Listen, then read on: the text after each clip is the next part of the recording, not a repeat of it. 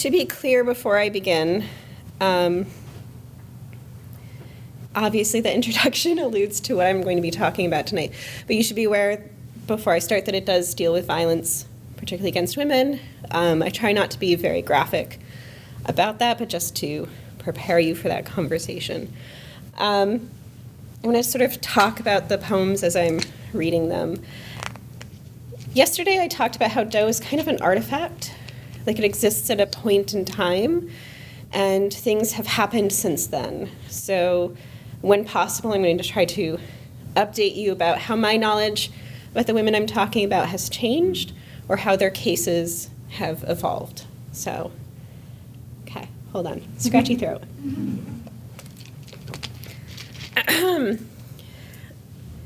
So, I've done a lot of work since Doe, but I began work on it in my apartment in Tempe, and so it feels fitting to devote the entirety of the reading to this book. And you actually might be the last time that I read solely from this book. When I travel, what I do is I look up missing and unidentified cases from the locations that I'm in, and I use my social media platforms to post their stories, right? Just little bits about them to call attention to it while I'm inhabiting that space. Maricopa County, that is actually very hard to do. So before I tell you these numbers, it's important to note that the police records are not inclusive of gender. They exist in a binary. So there's an erasure, even in these numbers, of people's identities. So there are 369 missing persons cases in Maricopa County. 123 of them are categorized as women. There are 284 unidentified bodies, and 28 of them are categorized as women. And those are not necessarily unusual numbers. So you can see how those numbers resist sort of an ongoing tally. So I'm going to start with a little bit of a story, which is I came to this project because I saw a story about a woman. She was an older teenager who had been thrown or had jumped from a car leaving Phoenix on the I-10. It was the 9th anniversary of her being found. She was found alive, and she passed away 2 days later in Scottsdale. She had a blue heart tattoo, and that propelled me to, sleuth the internet. Like I was some sort of capable person. And I found roughly 8 more cases of women with blue heart tattoos. And that's not because there's someone targeting women with blue heart tattoos. That's just sort of more speaking to the enormity of what's happening. And I long wanted to write about her, but it just felt I wasn't ready for her story. So I found this case, which is Cynthia and Jackie Leslie, who are 15 and 13, when they went missing July 31st, 1974, in Mesa, kind of around the Baseline Power Road area. My understanding of their story is the story that was published in the newspapers and really advocated for, which is that they had gone and told their parents that they were going to go babysit. They had really snuck off to a party, and they never returned home. So this is my poem for them. Stridulation. That claustrophobic night, the trees in the orange grove hunched like sleeping flamingos, while the sisters two-step shuffled down the block, towing up dust. They left behind rows of tin can homes just as the sky pinked. moved away from the echo of every television set playing the same evening news show and the scuttle of scorpions hiding in palm trees that only gave thin columns of shade.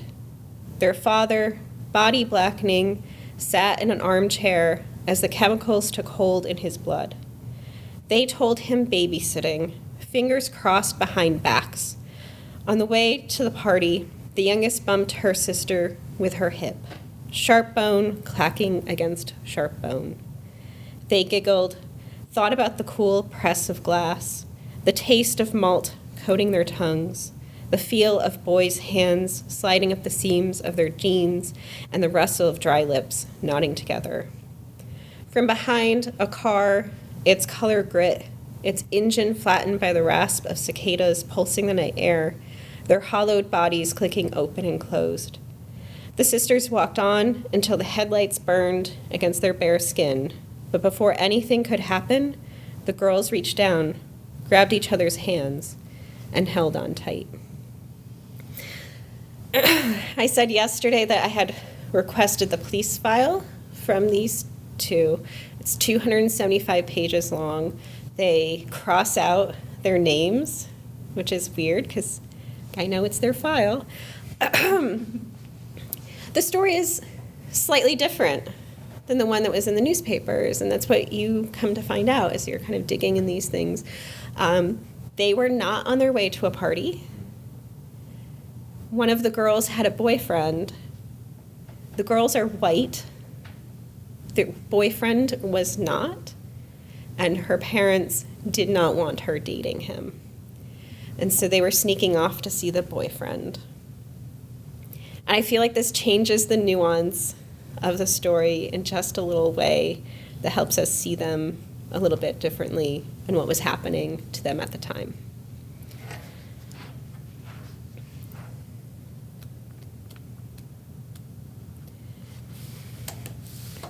Cynthia Hernandez, she was 20 when she went missing on August 26, 1976 from Glendora, California. She was an alto. She had just tried out that day for her college singing group, and she had gotten in, and she was so excited that she called up her boyfriend and was like, "Could you go see The Omen with me?" And he's like, "I am sick in bed." And she called up her friend, but her friend was taking a trip to Palm Springs. She couldn't go either. So Cynthia decided to go see The Omen herself at the 10:30 p.m. showing at the Fox Twin Theaters in Covina, California. And that is the last time her family saw her. So this is the Fox Twin Theaters plays The Omen. If something frightening happens today, it means the earth moves in circles. On the screen, a woman hung from a window, and the bearer of fire was in the shape of a black dog. She let popcorn dissolve in her mouth as a man died by the cross, as a woman fell from the stairs. And the words, "The child is dead," echoed through the theater. Somewhere, swans swim on a river, and a comet fills the sky. And here, outside the theater, she walks on a sea of knives. The night thorn dark, heavy with the sound of leaves. Here is our hope. The Star of Bethlehem will destroy all the sons of tumult. You are one day closer. What I didn't know at the time that I wrote this is that Cynthia had already been identified in 2014. She was found in two separate incidences. In 1976, 1 month after she disappeared, and part of her 1 year later. But no one put together the pieces that she was that person. And so her family had to wait until 2014 to discover that it was her. Her killer was arrested in 2016 because he was serving 8 years for counterfeit Disney pins. Yeah. He had kidnapped other teenagers before.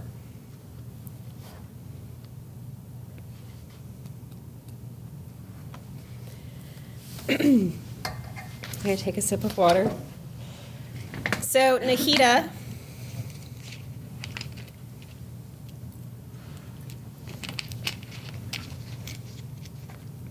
she's also been missing since the 1970s. The 1970s were not a great time, by the way. One of the things that we do is, like, I now host a podcast where I talk about these cases at length, and then we get a celebrity voice to, like, voice my poems. So on a lighter note, like, the people who do this kind of thing for us, like, they were like, oh, like, Kathy Najimy might read your poems. She's considering it. And it's like I'm running around the house being like, Kathy Najimy, Kathy Najimy, Kathy Najimy. And my husband's like, that's so great. And, you know, like, so it's like a full week of me running around being like, Kathy Najimy. And then she finally said yes. And so I run downstairs and I'm like, Kathy Najimy said yes. And he was like, that's awesome. Who's Kathy Najimy? So I was like, I like the support. But one of the reasons that I was so excited to get Kathy Najimy for this piece is because Kathy Najimy is of Lebanese descent, and so is Nahida. Nahida was born in Lebanon and then married and came to the United States. She had a very abusive marriage. She left him at least once. It is highly likely that he is her killer. But in more of a, it is highly likely that he hired some people to do that. Some people that the community is very scared of talking about. So I have her police file, and I was scared reading it, mostly because everyone said very clearly, please do not use my name in this story. So she was 30 when she went missing on October 1st, 1976 from Wauwatosa, Wisconsin. She had a 10-year-old son at the time. His birthday was the day after she disappeared. And this is called In the Midst of a Divorce.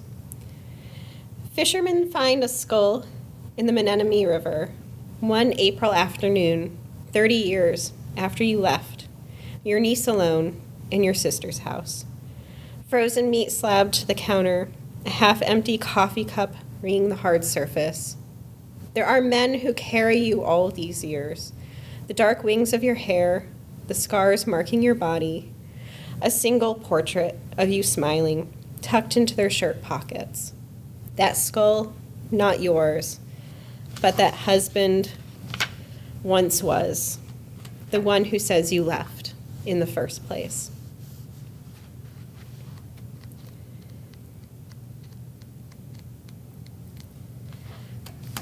So while I was here at ASU, as Sally said, I was a fiction writer. I took a single poetry class. I taught myself how to write poetry through this book. But there's a single moment when I was at Carla Elling's house, and Becky and Fritz Goldberg read from her book, The Book of Accident, before it came out. And I was like, I don't know what I just experienced, but I want to write like that. Not like that, but like have that power. So this one is after Becky and Fritz Goldberg. It is an unidentified woman poem. She was discovered March 26, 1986, near San Antonio, Texas. The only information that we have about her comes from the man who killed her. That's it. Like, he is the sole holder of information about her. He was executed in 2006 for other crimes. But it's very frustrating, this one. So, Night in the Arms of the Two-Hearted Lover. The night is full of wolves, dear, and the angels are restless. Here the dark slit of road unravels east of the San Antonio line, and my arms are a cavalry of precision wrapped hard around your waistband. Between my thighs, your engine vibrates, dusk across the sky of exposed skin. And I roll my tongue around yours because this is what you want. We rest cheeks against the sides of a farmhouse like a giant beast we once remembered. Here we pray to the gods of transformation, hunters with metal and sacrifice. And you say you know the evil of magic woven round hoed earth. Beneath your startled hands, you know the pulse of the shadows. In the distance, the dark pull of a train heading north across the flats. And we both wail, thrashing against the passage. Here, the night wings flit close to blood spilled out on Texas sand. And we hold open our palms because there's still a heart beating in the night, dear. That man who was executed also confessed to another crime in which other people had been convicted. They are still in prison despite his confession. He doesn't seem like a false confessor at all. So I encourage you to look up the case of Diamantina Colahaco and Andreas Mascaro, who are currently in prison. At dinner, Matt was talking about Bigfoot.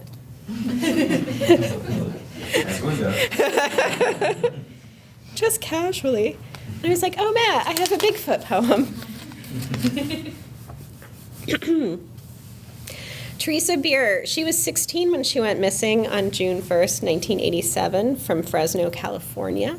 She had been passed around from family member to family member. She lived a really unsettled life.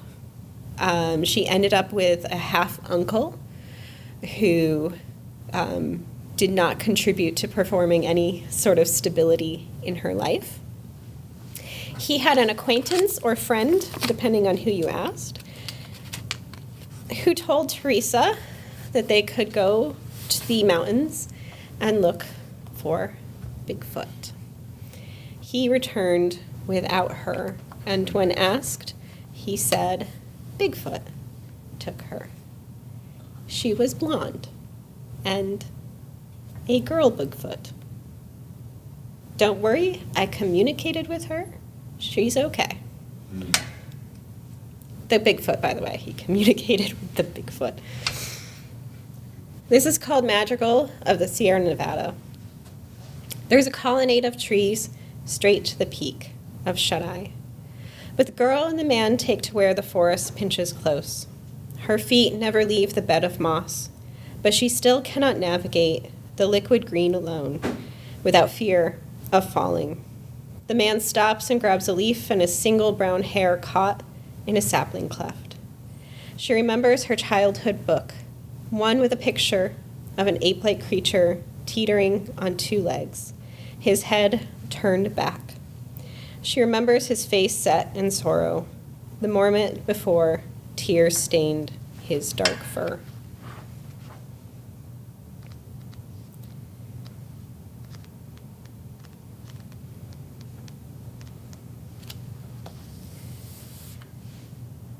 Okay, I'm going to redo two more. Just bear with me. This is about an unidentified woman who was discovered March 1st, 1992 in Bitter Creek, Wyoming. She had a rose tattoo. It's one of the few identifying characteristics about her that they have traced. So a tattoo artist says he remembers giving her this tattoo.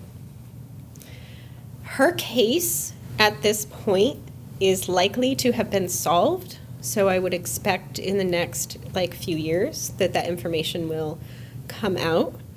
But she was killed by a man who also killed another woman in Wyoming and another woman in Tennessee. Battle lines. I once kissed the ruby flesh of a hummingbird held against a rest stop sign on a day before I left my body in ice at the curve of a prairie road.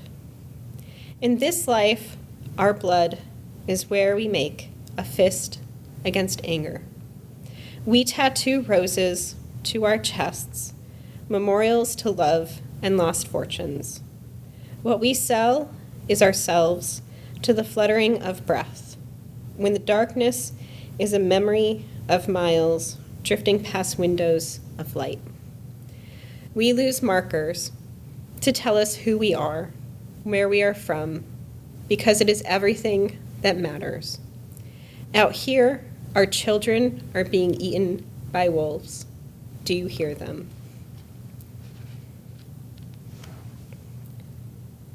So, Doe started off as a book project combination. And then two filmmakers were like, hey, we want to make a film about you. And I was like, about me? No. And so I avoided them for like a good year. Like I would see them and I would just like duck behind like things, like literally. Because I have no desire to be on camera. Thanks, Bruce. And then because it was the pandemic, it became like a thing with like Kate Mulgrew and all that. And then I was like, you know, like I'm grateful for that opportunity, but there's just, I feel this desire to keep telling these stories. How do we do it? So like everyone who lives in their mom's basement, I started a podcast. Hopefully ours is going better than theirs. But then, you know, people are like, okay, so if each episode is based on a poem in here, what happens when you run out? I was like, thanks for that, crisis. And I was like, well, 300,000 women go missing each year. Most of them are going to come home or be found, or their bodies will be found. But every year, there's a percentage whose cases remain open. There are cases that exist that didn't exist when I started writing Doe.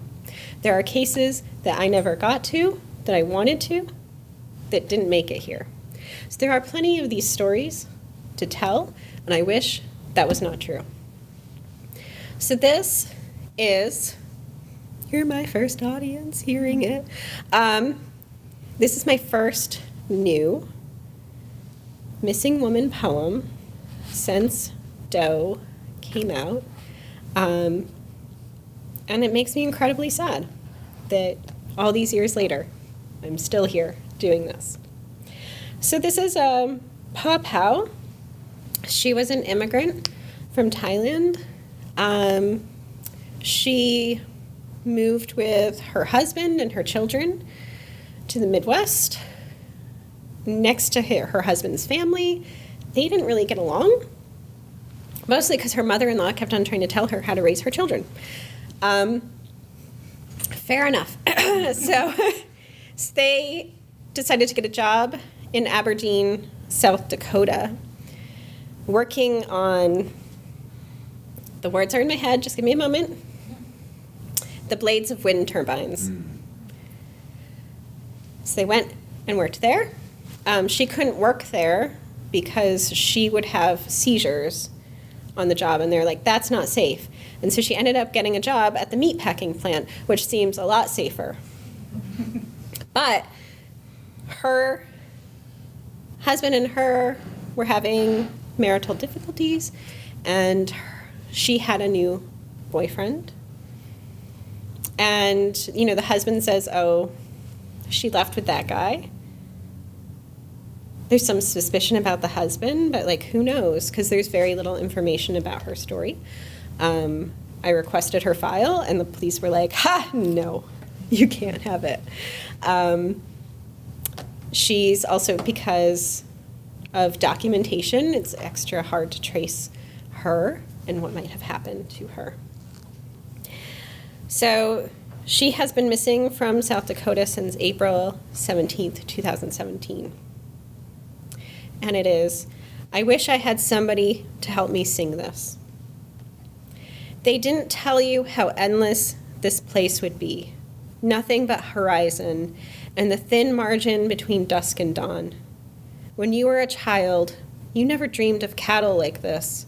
One moment lumbering through feedlots, the next their bodies hung in the slaughterhouse, fat girdling their carcasses like lace. And it's like this, your own life can feel like a corset. Sometimes you think about whales cutting through their own vastness of the sea while you're here, your ribs stayed, breath catching in your lungs. Your lungs. Oh, America, we see your amber waves, your purple mountains, but what if we don't have the breath left to sing this song once more? So thank you, everyone.